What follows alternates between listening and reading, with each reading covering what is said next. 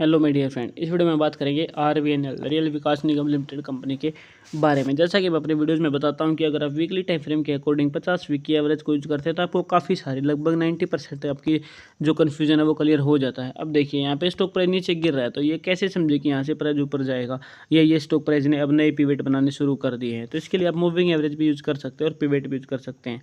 ठीक है, तो सबसे पहले मूविंग एवरेज 50 वीक एवरेज को समझते हैं। तो हमें पता है जब स्टॉक प्राइस को नीचे की तरफ ब्रेकआउट कर देता है तो इसको रेजिस्टेंस की तरह यूज करता है।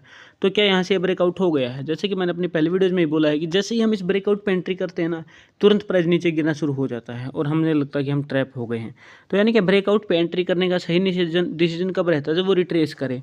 ठीक है, यानी कि इसने इसको ब्रेकआउट किया, जब ये प्राइस दोबारा आके इस रेंज में कंसोलिडेट करके ऊपर जाएगा तभी हम मानेंगे कि हाँ, यहाँ से हमें प्राइस ऊपर जाता दिख रहा है। तो यानी कि जब क्लोजिंग 430 से ऊपर मिलने शुरू हो जाए और जब 430 को सपोर्ट की तरह यूज करेगा ना, जब प्राइस 430 को सपोर्ट की तरह यूज करेगा यानी कि इसके ऊपर कंसोलिडेट करके कैंडल ऊपर जाए, तब हम मानेंगे कि हाँ स्टॉक प्राइस जब तेजी पकड़ रहा है। ठीक है, तो ये रेंज काफ़ी इंपॉर्टेंट हो जाती है। दूसरा क्या है, यहाँ से हमें रिट्रेस नहीं मिला, प्राइस ऊपर तो गया है ठीक है, लेकिन ऊपर जाता नहीं दिखा, अब प्राइस नीचे जाता दिख रहा है हमें। यानी कि अगर हम कहें कि ये पिवेट बना रहा है तो इस तरीके से पिवेट बनने चाहिए, यानी कि जो अगली क्लोजिंग आने वाले कुछ वीक में वो कैंडल हमें 430 के ऊपर मिलनी चाहिए, तब हम समझेंगे कि हाँ ये अब आगे नए पिवेट बन रहे हैं और एक हाई और इससे ऊपर एक और नया हाई बनेगा। ये टेक्निकल कहता है। ठीक है, मैं अपनी तरफ से कुछ नहीं कह रहा हूँ, जो बैक टेस्ट बोल रहे हैं चीज़ें वही मैं आपको बता रहा हूँ।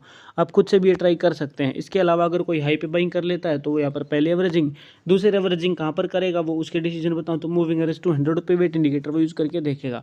तो पिवेट कहता है कि जो पिवेट लाइन है वो रेजिस्टेंस की तरह काम कर रही है, यहाँ पर हमें सेम दिख रही है। अब अगर प्राइस नीचे जाएगा तो यहाँ पर देखिए 245 पर वो वेट कर रहा है, या तो 245 पर नए इन्वेस्टर वेट करें या 184। तो इस दो रेंज में बैठे हैं कि जब प्राइस यहाँ पर आएगा 245 की रेंज में आएगा तो हम दोबारा से अपनी एवरेजिंग करेंगे। तो यानी कि अगर प्राइस नीचे गिरता है इस रेंज में आता है तो प्राइस ऊपर जाने की संभावना बनती है, अदरवाइज प्राइस इसी रेंज में कंसोलिडेट करके हमें यहाँ पर आगे बढ़ता दिख सकता है। दोबारा से प्राइस नीचे आने की संभावना इसलिए बनी है क्योंकि इसने मूविंग एवरेज 50 यानी कि 50 वीक के जो प्राइस रेंज की जो एवरेज है उसको रजिस्टेंस की तरह यूज़ किया है सर, ना कि सपोर्ट की तरह। जैसे वो सपोर्ट मानेगा तो वहाँ से इसको ऊपर उठना शुरू हो जाएगा। ठीक है, मैं सेबी रजिस्टर्ड नहीं इन्वेस्टमेंट की सलाह नहीं दे रहा हूँ, बार बार ये बताना चाहूँगा, लेकिन जिस तरीके से प्राइस मूव कर रहा है वो चीज़ों का आप समझिए। सिर्फ बैठ के देखिए, वीकली टाइम फ्रेम है यानी कि कई वीक में आपको कैंडल्स यहाँ पर आगे मूव होती दिखेंगी, एक वीक में एक कैंडल। छोटे टाइम फ्रेम में भी करके देख सकते हैं, लेकिन वीकली टाइम फ्रेम में आपको लॉन्ग टर्म में चीज़ों को समझने में हेल्प मिलती है। तो मुझे उम्मीद है ये चीज़ आपको एकदम अच्छे से समझ आ गई है। वीकली टाइम फ्रेम में आप अदर स्टॉक्स में भी इन चीज़ों को एक बार यूज़ करके देखेंगे तो आपके डाउट्स क्लियर हो जाएंगे। तो अगर आप चैनल पर नए हैं तो चैनल को जरूर सब्सक्राइब करके जाए और वीडियो को लाइक किए बिना बिल्कुल भी ना जाएं। Thank you very much.